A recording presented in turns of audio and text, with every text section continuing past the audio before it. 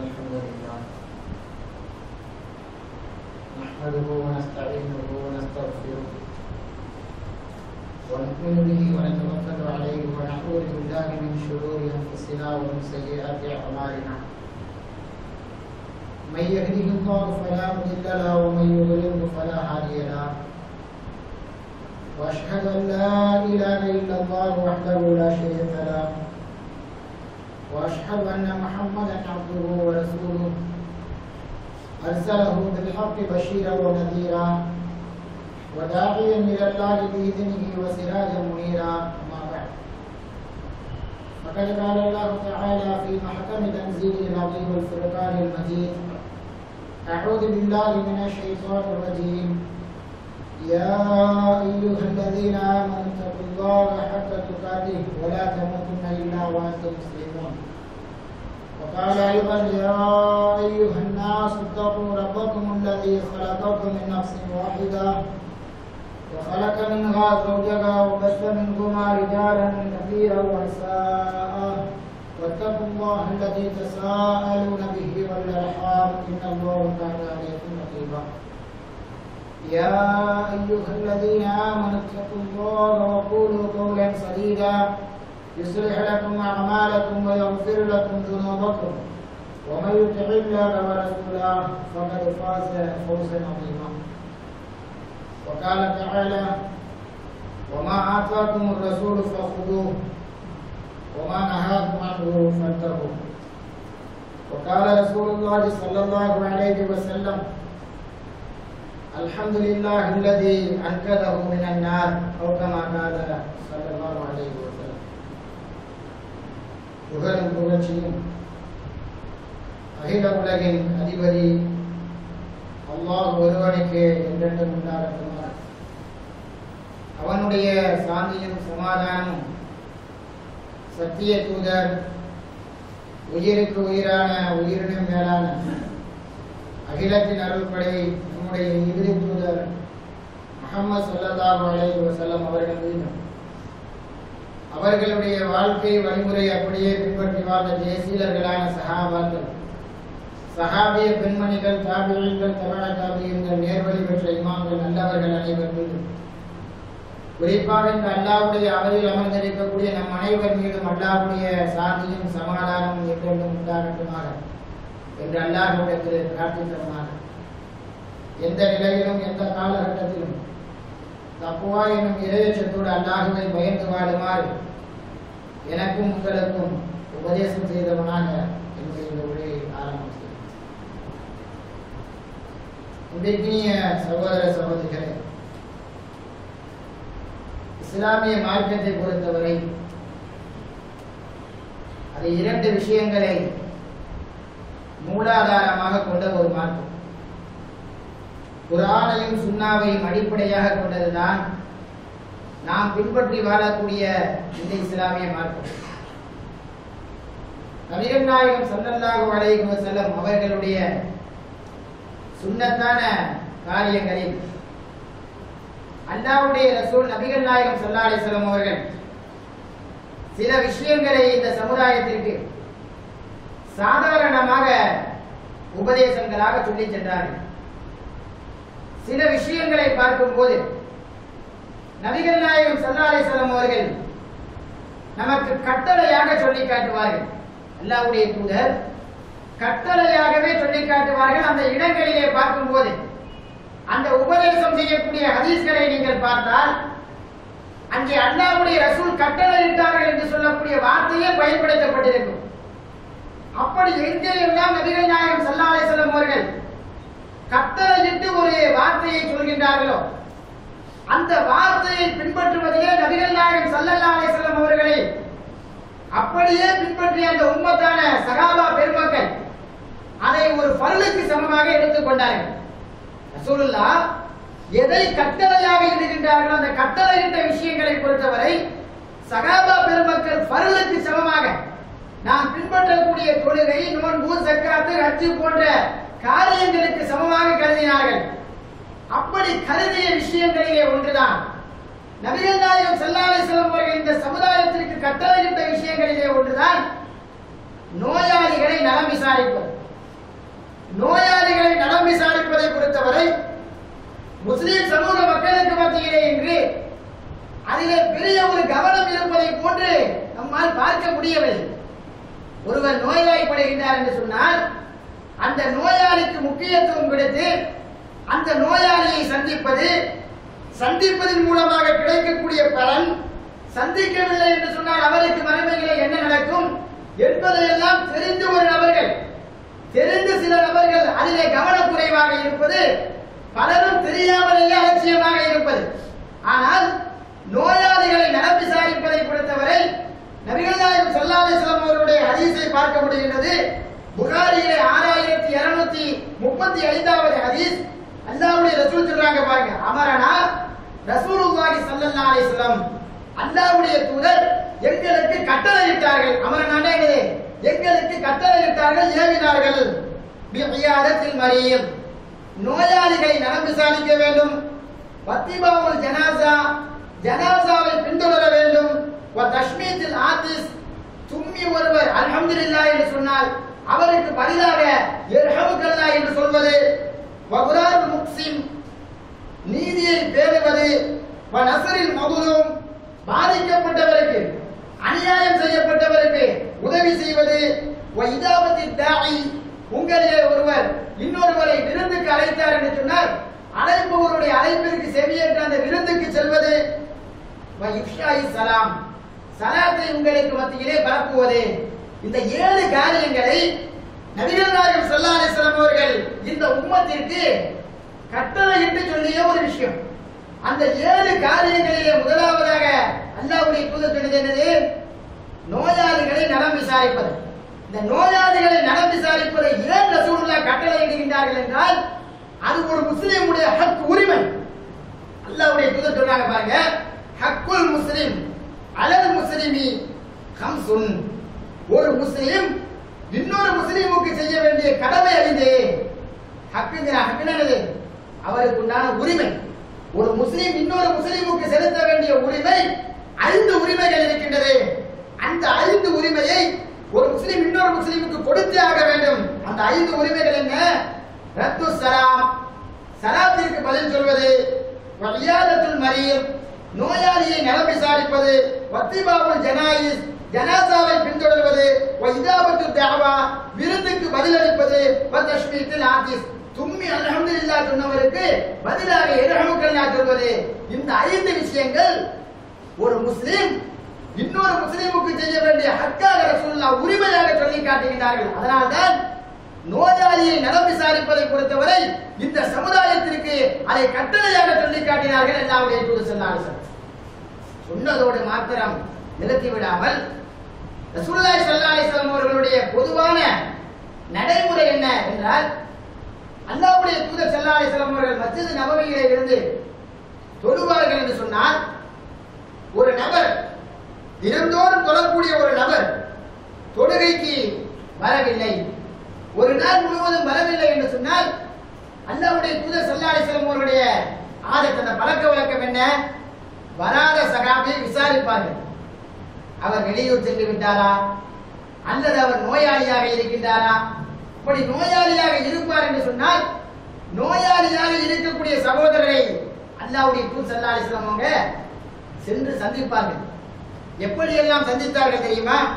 ஒரு சந்தர்ப்பம், அபூ சஅத் இப்னு உபாதா என்று சொல்லக்கூடிய சகாபி நோய்வாய்ப்பட்டிருக்கின்றார்.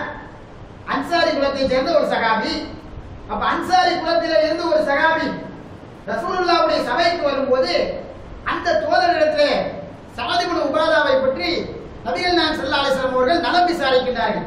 சஅத் இப்னு உபாதா அவர்கள் எப்படி இருக்கின்றார்? சாலிஹுன் யா ரசூலல்லாஹ், அல்லாஹ்வுடைய ரசூலே இப்பொழுது அவர்கள் நல்ல நிலையிலே இருக்கின்றார். உடனே இந்த செய்தியை கேட்டுவிட்டு அல்லாஹ்வுடைய தூதர் சொல்றாங்க, 10க்கும் மேற்பட்ட சஹாபாக்கள் ரசூலுல்லாஹ்வை சுத்தி இருக்காங்க.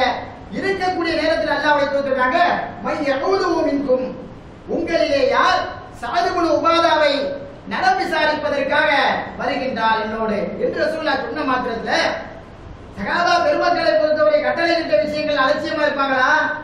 எத்தனை சஹாபாக்கள் ரசூலுல்லாஹ்வை சுத்தி இருந்தார்களோ அத்தனை சஹாபாக்கள் ரசூலுல்லாஹ்விடத்தில் சொல்கின்றார்கள், யா ரசூலல்லாஹ் நாங்களும் உங்களோடு வருகின்றோம். ரசூலுல்லாஹ் எழுந்து அந்த சுத்தி இருந்த சகாபாக்கள் இருந்து சஅத் இப்னு உபாதாவை நலம் விசாரிப்பதற்காக வருகின்றார்கள். வந்தால் சஅத் இப்னு உபாதா அவர்கள் எந்த நிலையில நலம் விசாரிக்கிறதுக்காக வந்தாங்கன்னா, ஹதீஸ்ல சில வார்த்தைகளை பார்க்க முடியுது. மா அலைனா நஆலு, நாங்கள் அவரை நலம் விசாரிக்க சென்ற நேரத்தில் எங்களுக்கு காலணிகள் கிடையாது, செருப்பு கிடையாது.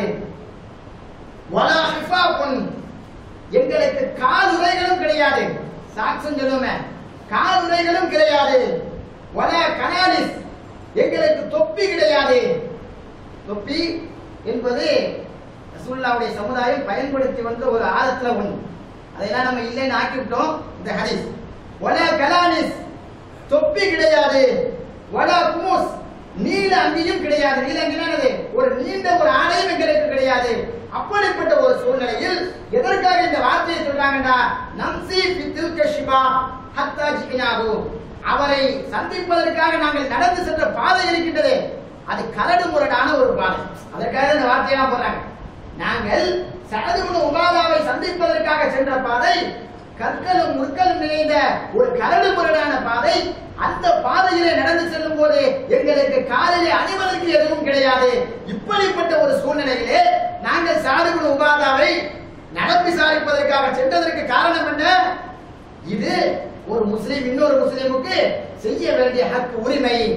இதை அல்லாஹ்வுடைய ரசூல் எங்களுக்கு கட்டளையாக சொன்னார்கள். அதனால்தான் நபிகள் நாயகம் ஸல்லல்லாஹு அலைஹி வஸல்லம் அவர்கள் முஸ்லிம்களை மாத்திரமல்ல, முஸ்லிம் அல்லாத சகோதரரை கூட நலம் விசாரித்ததாக ஹதீஸ்களிலே காண முடிகிறது.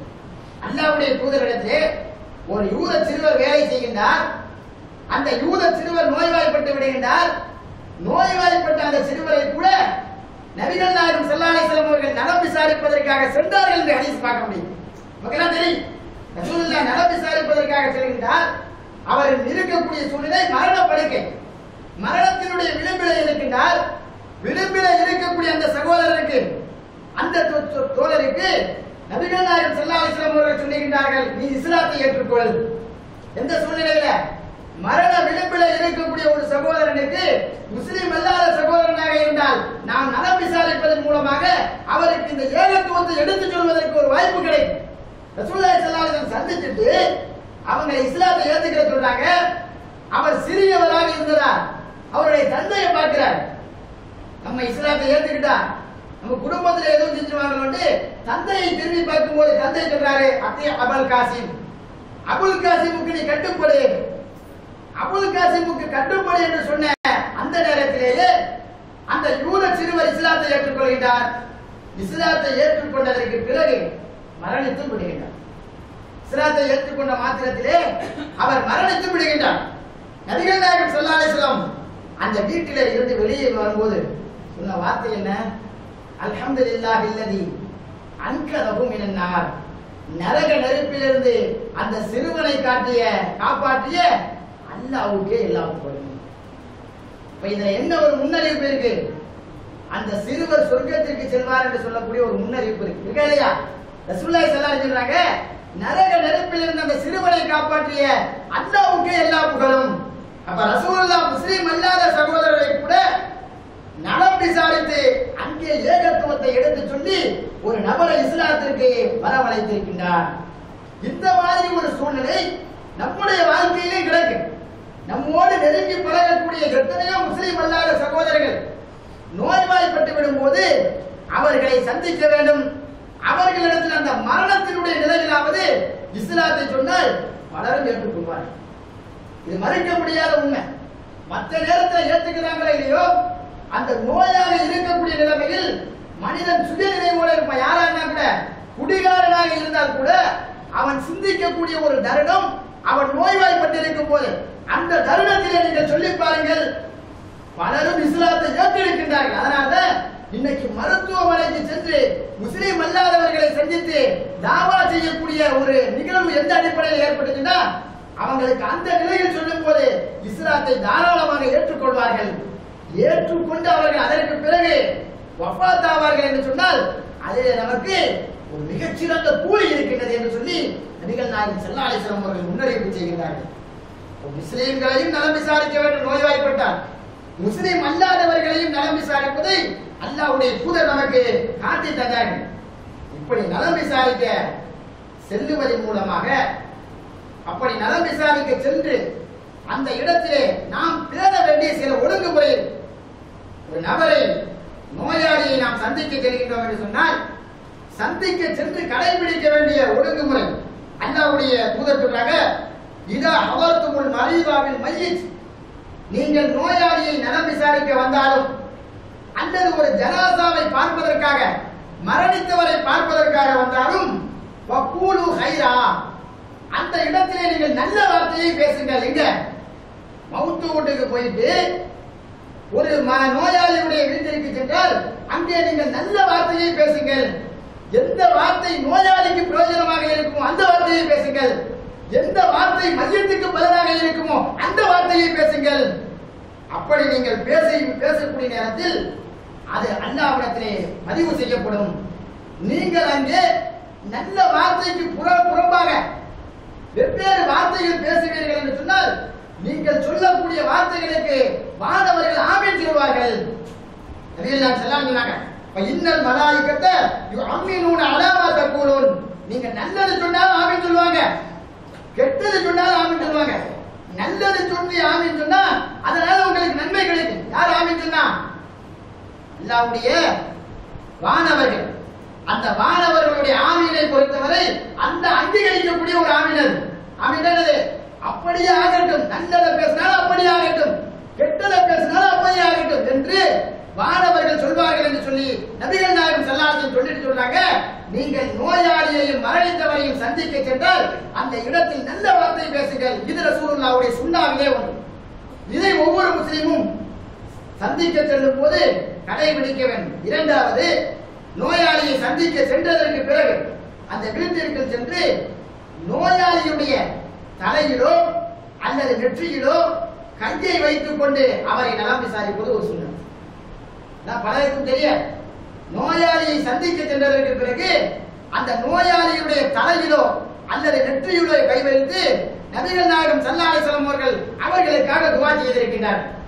இந்த துஆவை பொறுத்தவரை நோயாளிக்காக பல்வேறு துஆக்கள் ரசூலுல்லாஹ் ஸல்லல்லாஹு அலைஹி அபீ வக்காஸ் என்று சொல்லக்கூடிய சஹாபி இவங்களை நலம் விசாரிக்கும் போது அல்லாஹும்ம ஷ்ஃபி ஸஅதன், அல்லாஹும்ம ஷ்ஃபி ஸஅதன், அல்லாஹும்ம ஷ்ஃபி ஸஅதன், யா அல்லாஹ் ஷஅதுக்கு நீ நிவாரணம் அளிப்பாயாக என்று 3 தடவை சொல்றாங்க.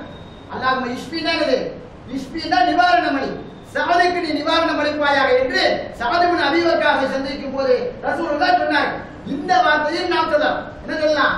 ஒரு நபரை சந்திக்க செல்கின்றோம், சந்திக்க செல்லும் போது அவருடைய பெயரை சொல்லி யா அல்லாஹ் இவருக்கு நிவாரணத்தை வழங்குவாயாக என்று சொல்லலாம். இது அல்லாமல் நபிகள் நாயகம் ஸல்லல்லாஹு அலைஹி வஸல்லம் பல வார்த்தைகளை பயன்படுத்தி இருக்காங்க. அந்த வார்த்தைகளிலே ஒன்று அஸ்ஸாலுல்லாஹல் அஸீம் ரப்பல் அர்ஷில் அஸீம் ஐயஷ்பியக் என்று 7 முறை சொல்லியிருக்காங்க ரசூலுல்லாஹ். அஸ்ஸாலுல்லாஹல் அஸீம் ரப்பல் அர்ஷில் அஸீம் ஐயஷ்பியக் என்று சொல்லி நபிகள் நாயகம் ஸல்லல்லாஹு அலைஹி வஸல்லம் அவர்கள் பிரார்த்தனை செய்ததாக நோயாளிக்கு ஹதீஸ் வருது. அது அல்லாமல் புகாரியில ஒரு ஹதீஸ் பார்க்க முடியுது.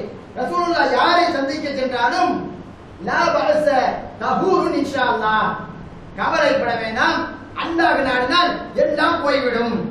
எந்த நோயாக இருந்தாலும் அல்லாஹ் நாடினா போய்விடுகிற இந்த துஆவை லா பஅஸ தஹூருன் இன்ஷாஅல்லாஹ் என்ற பிரார்த்தனையை நபிகள் நாயகம் ஸல்லல்லாஹு அலைஹி வஸல்லம் அவர்கள் நோயாளியை நலம் விசாரிக்கும் செல்லும் போது அங்கே சென்று சொல்வார்கள். இதுவெல்லாம் நோயாளியை சந்திக்க செல்லும் போது கடைபிடிக்க வேண்டிய ஒழுங்குமுறை. ஒன்று, அந்த வீட்டில இருந்து கொண்டு நாம் நல்ல வார்த்தையை பேசுவது. இரண்டாவது, நோயாளியுடைய தலையிலோ அல்லது நெற்றியிலோ கை வைத்து அவருக்கு துஆ செய்வது, அவருக்கு ஆறுதல் அளிப்பது. இதுவெல்லாம் நோயாளிக்காக செய்ய வேண்டிய கடமைகளிலே ஒன்று. இப்படி செல்கின்றோம், நோயாளிகளை சந்திக்கின்றோம், இதனால் நமக்கு கிடைக்கக்கூடிய கூலி என்ன அதை நாம தெரிஞ்சுக்கணும். அதை தெரியாததன் காரணமாகத்தான் இதிலே நாம் அலட்சியமாக இருக்கிறோம். நோயாளியை சந்திப்பதனால் நமக்கு கிடைக்கக்கூடிய பிரதிபலன் என்ன? நபிகள் நாயகம் ஸல்லல்லாஹு அலைஹி வஸல்லம் அவர்கள் சொன்னார்கள், இன்னல் முஸ்லிம் இதா ஆல அகாபுல் முஸ்லிம், நிச்சயமாக ஒரு முஸ்லிம் அவர் சகோதர முஸ்லிமை நலம் விசாரிக்க செல்லும் போது, தன்னுடைய சகோதர முஸ்லிமை நலம் விசாரிக்க செல்லும் போது லம் யஸல் ஃபீ குர்பத்தில் ஜன்னah ஹத்தா யர்ஜிஅ, அவர் அவரை சந்தித்து விட்டு, நோயாளியை சந்தித்து விட்டு வீடு திரும்புகிறவரை அவர் குருக்கத்துல் ஜன்னாவை புசித்துக் கொண்டிருப்பார். குறுக்கத்துல் ஜன்னா என்றால் என்ன? சகாபாக்கள் ரசூலுல்லாஹ் இடத்துல கேட்கிறாங்க. நபிகள் நாயகம் ஸல்லல்லாஹு அலைஹி வஸல்லம் அவர்கள் சொல்றாங்க, அது சொர்க்கத்திலே இருக்கக்கூடிய நீங்கள் பறித்து சாப்பிடக்கூடிய ஒரு பழம். அந்த பழத்தை எல்லாம் யாருக்காக தரான்? சொர்க்கத்தினுடைய கனியை நோயாளியை நலம் விசாரிப்பதற்காக அல்லாஹ் ரப்பல் ஆலமீன் தருகின்றான் என்று சொல்லி நபிகள் நாயகம் ஸல்லல்லாஹு அலைஹி வஸல்லம் அவர்கள் சொல்லுகிறார்கள். நோயாளியை நலம் விசாரித்து திரும்பி வரும் வரை அந்த பழத்தை சாப்பிடக்கூடிய, சொர்க்கத்தினுடைய கனியை சாப்பிடக்கூடிய ஒரு பாக்கியத்தை அல்லாஹ் தருகின்றான். அது மட்டுமா, நபிகள் நாயகம் ஸல்லல்லாஹு அலைஹி வஸல்லம் அவர்கள் சொன்னார்கள், மாமின் முஸ்லிமின் யஊது முஸ்லிமன் கதுவத்தன், ஒரு முஸ்லிம் இன்னொரு முஸ்லிமான தன்னுடைய சகோதரனை காலை நேரத்திலே நலம் விசாரிப்பதற்காக சென்றார். காலை நேரம் போய் நலம் விசாரிக்கிறாரு. காலை நேரத்திலே நலம் விசாரிக்க சென்றால் இல்லா ஸல்லா அலைஹி 70 அல்ஃப மலக்கன் ஹத்தா யுசி, அவருக்காக 70,000 மாணவர்கள் மாலை நேரத்தை அடைகின்ற வரை துஆ செய்து கொண்டே இருப்பார்கள். அல்லாஹ்விடத்திலே அருளை கேட்டுக்கொண்டே இருப்பார்கள். யாருக்காக? காலையிலே நாம் ஒருவரை நலம் விசாரிக்கின்றோம் என்று சொன்னால் நமக்காக பிரார்த்திக்கிறது யாரு? சாதாரணமான ஆட்கள் கிடையாதுங்க. நாம் ஏற்கனவே சொன்னோம், யார் கேட்டால் அல்லாஹ் உடனே அங்கீகரிப்பானோ அப்படிப்பட்ட வானவர்கள் நமக்காக அல்லாஹ்விடத்தில் அருள் தேடுறாங்க. ஒரு ஆள் அல்ல, 2 ஆள் அல்ல, எத்தனை நபர்கள்? 70,000 நபர்கள் அல்லாஹ்விடத்தில் கேட்கின்றார்கள் என்று ஹதீஸ் வருது. 70,000 என்று சொல்லக்கூடிய இந்த வார்த்தைக்கு முஹத்திஸ்கள் பலன் தரக்கூடிய விளக்கம் என்ன? எண்ணற்ற வழக்குகள் என்று அர்த்தம். 70,000 என்ன அர்த்தம்? எண்ணற்ற வழக்குகள். ஒரு கணக்கை காட்டுவதற்காக சொல்றாங்க. பல வழக்குகள், ஆயிரக்கணக்கான வழக்குகள் அல்லது லட்சக்கணக்கான வழக்குகள் எப்படி வேண்டுமானாலும் வச்சுக்கணும். ஆனால் பல வழக்குகள் நமக்காக பிரார்த்தனை செய்றாங்க. யாருக்காக? ஒரு நோயாளியை சந்திப்பவர் காலையிலே சந்தித்தார், மாலை வரை அல்லாஹ்வுடைய அருளுக்காக பிரார்த்தனை. அவர்கள் செய்யக்கூடிய பிரார்த்தனை அல்லாஹ் ஏற்று அல்லாஹ் நமக்கு அருளை தந்து விட்டார் என்று சொன்னால் நாம் யாருடைய அருளுக்குரியவர்கள்? அல்லாஹ்வுடைய அருளுக்குரியவர்கள். நபிகள் நாயகம் ஸல்லல்லாஹு அலைஹி வஸல்லம் அவர்கள் சொன்னார்கள், ஒரு மனிதன் சொர்க்கம் செல்ல வேண்டும் என்றால் கூட யாருடைய அருள் வேணும்? அல்லாஹ்வுடைய அருள் வேணும். அந்த அருளை நமக்காக வேண்டி மலக்குகள் பிரார்த்திக்கின்றார்கள். நோயாளியை சந்தித்தார், மாலையிலே சந்தித்தால் மறுநாள் காலை வரை உங்களுக்காக அல்லாஹ்விடத்தில் அருளை வேண்டி பிரார்த்திக்கின்றார்கள் என்று சொல்லி எல்லாம் நபிகள் நாயகம் ஸல்லல்லாஹு அலைஹி வஸல்லம் அவர்கள் சொல்லக்கூடிய ஹதீஸ்களை திர்மிதி, புகாரி, முஸ்லிம் போன்ற பல ஹதீஸ் கிதாபுகளில் நம்மால் பார்க்க முடிகின்றது. அது மட்டுமா, அல்லாஹ்வுடைய தூதர் சொல்றாங்க, ஒருவரை நாம் நலம் விசாரிப்பதற்காக சென்றால் அப்படி செல்லும் போது இதா ஹரஜ ரஜுல் இதா அஹீஹி யகூது, ஒரு சகோதரன் இன்னொரு சகோதரனை நலம் விசாரிப்பதற்காக சென்றால் யகூலு ரஹ்மான், அல்லாஹ்வுடைய ரஹ்மத்தும் அவரை தொடர்ந்து வந்து கொண்டே இருக்கும். அல்லாஹ்வுடைய ரஹ்மத் என்ன? அல்லாஹ்வுடைய ரஹ்மத்தும் நலம் விசாரிப்பவரை பின்தொடர்ந்தே வரும். எதுவரை அவர் நின்று நலம் விசாரிப்பார் என்று சொன்னால் அல்லாஹ்வுடைய ரஹ்மத் அவரை இடுப்பு வரை சூழ்ந்து கொள்ளும். ரசூலுல்லாஹ் சொல்றாங்க, அவரை நம்ம நின்றுகிட்டே நலம் விசாரிக்கிறோம்னா அல்லாஹ்வுடைய ரஹ்மத் நம்ம இடுப்பளவே சூழ்ந்து கொள்ளும். நாம் உட்கார்ந்து அவரை நலம் விசாரிப்போம் என்று சொன்னால் நம்மை மூடிக்கொள்ளும் அல்லாஹ்வுடைய ரஹ்மத்து. அப்ப அல்லாஹ்வுடைய ரஹ்மத்தை பெறக்கூடியவராக யார் மாறுறார்? நோயாளியை நலம் விசாரிப்பவர் அல்லாஹ்வுடைய ரஹ்மத்திற்குரியவர். நபிகள் நாயகம் ஸல்லல்லாஹு அலைஹி வஸல்லம் இப்படி பல்வேறு விதமான சிறப்புகளை ரசூலுல்லாஹி ஸல்லல்லாஹு அலைஹி வஸல்லம் அவர்கள் நோயாளியை நலம் விசாரித்தால் நமக்கு சொல்லித் தருகின்றார்கள். நோயாளி உள்ளூரை சார்ந்தவராக இருக்காரு, நாம சென்று சந்திக்கக்கூடிய அளவிற்கு தூரத்திலே இருக்கக்கூடியவராக இருந்தா சாதாரணமாக என்ன செய்யலாம், நாம சென்றே பார்த்துட்டு வந்துடும். ஆனால் இன்னைக்கு எத்தனை நபர்கள் சென்று பார்க்கிறோம்? அதான் நம்முடைய கேள்வி. சென்று பார்க்கக்கூடிய தூரத்துல தான் இருக்காரு, நம்மளோட நல்லா பழகினவரு, இருந்தாலும் கூட வீட்டுக்கு போறது கிடையாது. நபிகள் நாயகம் ஸல்லல்லாஹு அலைஹி வஸல்லம் அவருடைய பல ஹதீஸ்களை பார்க்க முடியுது. அப்போது யோமின் சுன்னத்துன், ஒருவர் நோய்வாய்ப்பட்டு விட்டால் அவரை முதலாவது நாளே விசாரிப்பது சுன்னத். எத்தனாவது நாள் விசாரிக்கணும்? நோய்வாய்ப்பட்ட முதலாவது நாளே நோய்வாய்ப்பட்டவரை விசாரிப்பது சுன்னத். அதற்கு பிறகு மறுநாள் அடுத்த நாள் சந்திப்பது என்பது உபரியானது என்று ஹதீஸ்ல பார்க்க முடியும். அது மட்டுமா, சகாபாக்கள் சொல்கின்றார்கள், இப்னு அப்பாஸ் போன்ற சகாபாக்கள் சொல்கின்றார்கள், ரியாதத்துல் மரீல் மர்ரத்தன் சுன்னத்துன், நோயாளியை ஒரு முறை நலம் விசாரிப்பது சுன்னத். மா ஸாத வ நாஃபிலா, ஒன்றுக்கும் அதிகமாக நலம் விசாரிப்பது என்பது நஃபில். இப்னு அப்பாஸ் ரலியல்லாஹு அன்ஹு சொல்றாங்க. இப்படி நோயாளியை நலம் விசாரிப்பதற்கென்று சில நிபந்தனைகளை விதிக்கின்றார்கள். முதலாவது நாள் செய்வது சந்திப்பது சுன்னத், ஒரு தடவை சந்திப்பது சுன்னத். இப்படி எல்லாம் சொல்லி இருக்க நம்ம எத்தனை நபர்கள் நோய்வாய்ப்படுகின்றோம். ஆனால் நோய்வாய்ப்படக்கூடிய மக்களை ஆறுதலுக்காக கேட்பவர்கள் கூட குறைந்து விட்டார்கள். சந்திக்கவே முடியல, பார்ப்புகள் எல்லாம் செய்யறோம். பார்த்ததற்கு பிறகு நம்முடைய காரியங்களை பேசிக் கொள்கின்றோமே தவிர அவருக்கு உடம்பு சரியில்லாமல் இருந்துச்சு அவரை விசாரிப்போம் வேண்டி விசாரிக்கிறீங்க. வீட்டிலே ஒரு பெண் நோய்வாய்ப்படுகின்றார் என்று சொன்னால் பெண்ணை நாம் சந்திக்க முடியவில்லை என்று சொன்னாலும் நம்முடைய சகோதர குடும்பத்தை சேர்ந்தவராக இருந்தால் அந்த குடும்பத்தை சேர்ந்த நபரிடத்திலே விசாரிப்பதற்கு இதுவும் ரசூலுல்லாஹ்வுடைய சுன்னத். அலி ரலியல்லாஹு அவர்களிடத்திலே பல சகாபாக்கள் ரசூலுல்லாஹை சந்திக்க முடியாமல் இருந்த சகாபாக்கள் நலம் விசாரிக்கின்றார்கள். அல்லாஹ்வுடைய தூதர் எப்படி இருக்காங்க, அல்லாஹ்வுடைய தூதருக்கு உடல்நிலை சரியில்லாமல் இருந்தபோது. இப்படி இரண்டு விதமான நிலை இருக்கு. சென்று சந்திப்பது ஒன்று, இல்லை என்றால் அவருடைய குடும்பத்தாரிடம் கேட்டு உடல் நலத்தை விசாரிப்பது இன்னொன்று. ஆனால் இந்த நிலையெல்லாம் இருந்தும் கூட இன்னைக்கு சென்று சந்திக்க வேண்டிய அவசியமே இல்லை. இன்னைக்கு நாம இருக்கக்கூடிய காலம் ஈஸியாக விசாரிக்கக்கூடிய காலம். ஒரு மொபைல்ல ஒரு போனை திட்டினா போதும், ஒண்ணு அவங்கள்ட்ட விசாரிக்கலாம் அல்லது அவங்களுடைய குடும்பத்தார ரொம்ப பேச சொல்லுவாங்க. என்ன செய்ய சொல்ல போறோம், அவங்க நல்லா இருக்காங்களா, அல்லாஹ் அவருடைய நோயை குணப்படுத்துவான் என்று அவங்களுக்காக ஒரு துவா செய்றீங்களே, இந்த துவாவிற்கு அல்லாஹ்விடத்திலே கூடி இருக்கின்றது. இதை நீங்கள் செய்யாமல் விட்டால் உங்களுடைய கண்ணுக்கு தெரிந்தே நம்முடைய சகோதரர்கள் நோய்வாய்ப்பட்டிருக்க அவர்களை உடல்நலம் விசாரிக்கவில்லை என்று சொன்னால் அதற்காக கண்டிப்பாக அல்லாஹ்விடத்திலே பதிலும் சொல்ல வேண்டும். அல்லாஹ் நாளை மறுமை நாளிலே ஹதீஸுல் குத்ஸிலே வருது, சாதாரண ஹதீஸ் இல்ல, ஹதீஸுல் குத்ஸிலே வரக்கூடிய ஹதீஸ் அல்லாஹ் சொல்வதாக நபிகள் நாயகம் ஸல்லல்லாஹு அலைஹி வஸல்லம் சொன்னாங்க. எப்படின்னா ஆதமுடைய மகனை அல்லாஹ் விசாரிப்பான நாளை மறுமை நாள்ல, மரிது வலம் தஉதுனி, நான் நோய்வாய்ப்பட்டேன் என்னை நீ நலம் விசாரிக்கவில்லை. அல்லாஹ் அப்படி சொல்லுவானா, நான் நோய்வாய்ப்பட்டேன், நான் நோயாளியாக இருந்தேன், என்னை நீ நலம் விசாரிக்கவில்லை.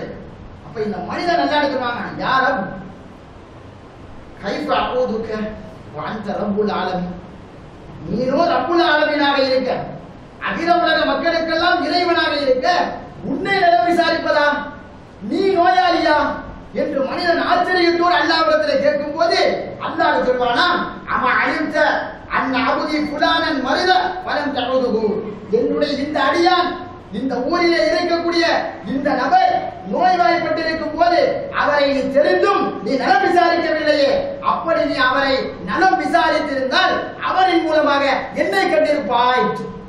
என்ன சொல்லுவான், அவரின் மூலமாக என்னை கண்டிருப்பாய். என்ன அர்த்தம், நோயாளியை நலம் விசாரிக்கும் போது அல்லாஹ்வுடைய அருளை பெறக்கூடிய வாய்ப்பை பெறுகின்றோம்.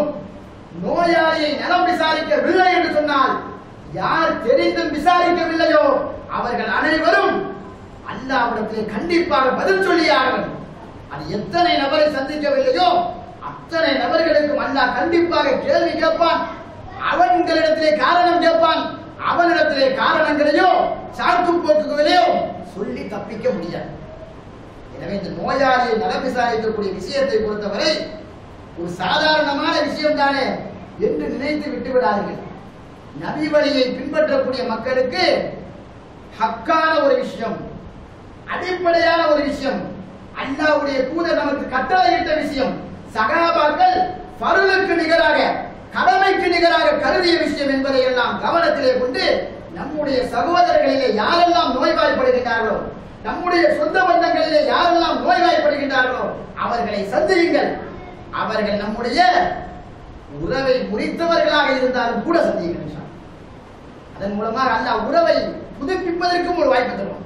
நம்முடைய உறவை முறித்தவர்கள் நமக்கு அவருக்கு சொந்த பந்தமே இல்லாம இருந்தாலே வலுக்கட்டாயமா போய் பாருங்க. உங்களை அடிச்சு வீட்டை விட்டு துரத்துனாலே உங்களுக்கு நன்மை இருக்கா இல்லையா? உங்களை அடிச்சு என் வீட்டுக்குள்ள வர்றதுக்கு நீ யாருன்னு கேட்டா கூட உங்களுக்கு நன்மை இருக்கின்றதே தவிர நன்மையிலே உங்களுக்கு சிறிதும் குறைவு ஏற்படுத்தப்படாது என்பதை எல்லாம் கவனத்திலே கொண்ட அன்பு சகோதரர்களே, நபி வழியை நிலைநாட்டக்கூடிய எண்ணம் உள்ள அனைத்து சகோதரர்களும் நோயாளிகளை நலம் விசாரிப்பதை நமக்குண்டான உரிமை, என்னுடைய சகோதரனுக்கு நான் செய்ய வேண்டிய கடமை என்பதை கவனத்திலே கொண்டு இதிலே அலட்சியம் காட்டாமல் இதிலே ஒரு பிடிப்போடு இருந்தோம் என்று சொன்னால் அல்லாஹ்வுடைய தூதர் நபிகள் நாயகம் ஸல்லல்லாஹு அலைஹி வஸல்லம் அவர்களுடைய சுன்னத்தை எல்லா நிலையிலும் எல்லா வழியிலும் பின்பற்றிய மக்களாக நாம் இருக்க முடியும். அந்த அடிப்படையிலே உருவாகக்கூடிய மக்களாக அல்லாஹ் நம்மையும் நம்முடைய குடும்பத்தாரையும் ஆக்கி அருள்புரிவானாக. யா அய்யுஹல்லதீன ஆமனு தக்குல்லாஹ ஹக்க துகாத்திஹி வலா தமூதுன்ன இல்லா வஅன்தும் முஸ்லிமூன்.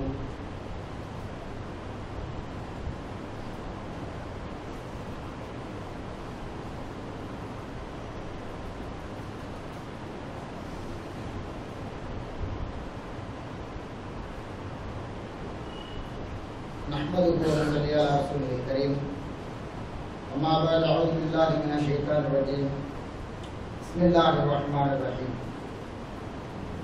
وما آتاكم الرسول فخذوه وما نهاكم عنه فانتهوا. அன்பிற்கினிய சகோதர சகோதரிகளே, ஒரு சகோதரர் நோய்வாய்ப்படுகின்றார் என்று சொன்னால் நோய்வாய்ப்பட்ட அந்த சகோதரருக்காக ஓதி பார்ப்பது என்பது மார்க்கம் காட்டி தந்த வழிமுறைகளிலே ஒன்று. அந்த ஓதி பார்க்கிறதுக்காக நாம் தேர்ந்தெடுத்த மனிதன் தவறு. ஆனால் ஓதி பார்ப்பது என்பது ரசூலுல்லாஹ்வுடைய சுன்னத்துகளிலே ஒன்று. எப்படி ஓதி பார்க்க வேண்டும் என்று சொல்லக்கூடிய வழிமுறையை கையாண்டு ஓதி பார்ப்போம் என்று சொன்னால் அது சரியான வழியாது. அதையெல்லாம் பார்க்காம பொசுகு நம்ம பத்துவா கொடுத்துட்டோம், ஓதி பார்க்கிறத கராமி கொடுத்துட்டோம்னா அது நபி வழிக்கு முரணான செய்தி. நபிகள் நாயகம் ஸல்லல்லாஹு அலைஹி வஸல்லம் அவர்கள் சமூகத்திலே உருவான ரசூலுல்லாஹ் உடனேயே கிட்டத்தட்ட 10 ஆண்டுகள் இருந்த ஒரு சகாபி தான் அனஸ் இப்னு மாலிக் என்று சொல்லக்கூடிய சகாபி. அனஸ் ரலியல்லாஹு அன்ஹு ரசூலுல்லாஹ்வுடன் கிட்டத்தட்ட 8 அல்லது 10 ஆண்டுகள் இருந்த அந்த சகாபி, அவருடைய மாணவராக இருந்த சாபித் என்பவர் நோய்வாய்ப்பட்டு விடுகிறார்.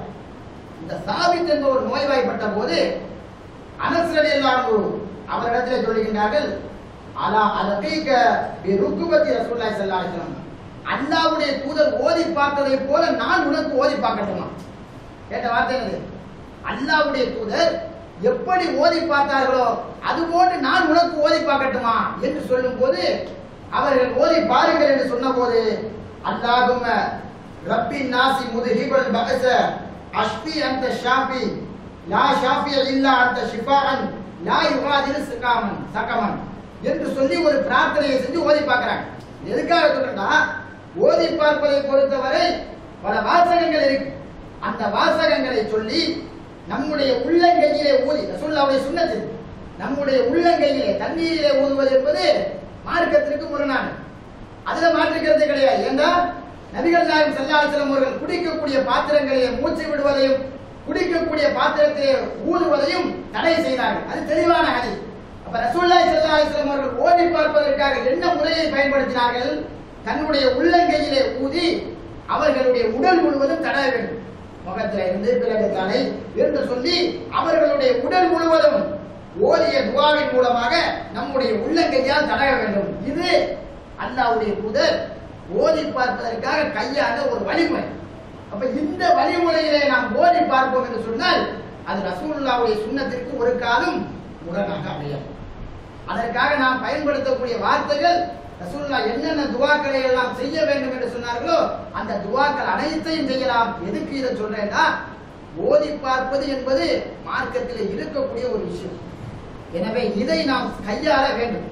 நாம் ஓதி பார்ப்பதன் மூலமாக அல்லாஹ் நம்முடைய ஓதுதலை கபூல் செய்து விட்டான் என்று சொன்னால், நாம் அவருக்காக கேட்கக்கூடிய பிரார்த்தனையை பதில் கபூல் செய்து விட்டான் என்று சொன்னால், லா யுகாதிரு சகமன், நபிகள் நாயகம் ஸல்லல்லாஹு அலைஹி வஸல்லம் அவர்கள் சொன்னார்கள், அல்லாஹ் நாடினான் என்று சொன்னால் எல்லா நோயும் பறந்து போயிடும் அப்படிங்கிறாங்க.